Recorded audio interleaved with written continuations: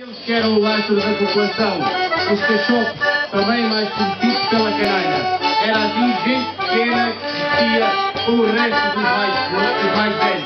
Eram todos vós, os cachorros. Mas que havia os mais pequenos, havia que arranjar comer para eles. O povo português sempre viveu descalço, até muito perto de nós, até 1950, até 1960. O nosso cavador e a nossa lavadeira.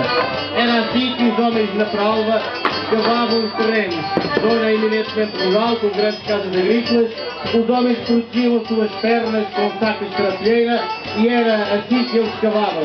Cavavam, ao fim do dia tiravam as suas polainas, já podiam ir ao banho porque estavam devidamente arranjados, limpos, porque as mulheres também não gostavam de ir com gente suja. Ao lado, a rapariga, a lavadeira, lavava a roupa no riacho, sempre com a saia apanhada. Quando ia para casa, não mostrava as pernas a ninguém. Lavava a saia, isto porquê? Porque as mulheres antigamente não usavam cuecas, usavam as saias grandes e os entremeios, mas era assim que as mulheres lavavam a roupa à borda das ribeiras.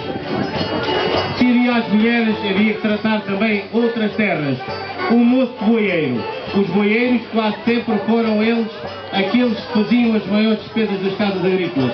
O rapaz, ainda moço, acompanhava o boieiro com a sua arrelhada e tinha um camisão. Era aquele camisão que protegia a roupa e que fazia com que ela durasse anos e anos a fio. Isto porquê? Porque à noite lavava-se a roupa para voltar a vestir no outro dia. Era assim a pobreza franciscana no outro tempo.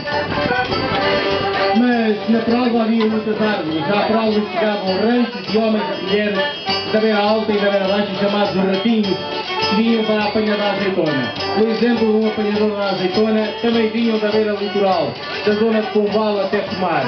Eram os homens que apanhavam as azeitonas, ficavam até setembro e depois ainda continuavam pelas podas fora.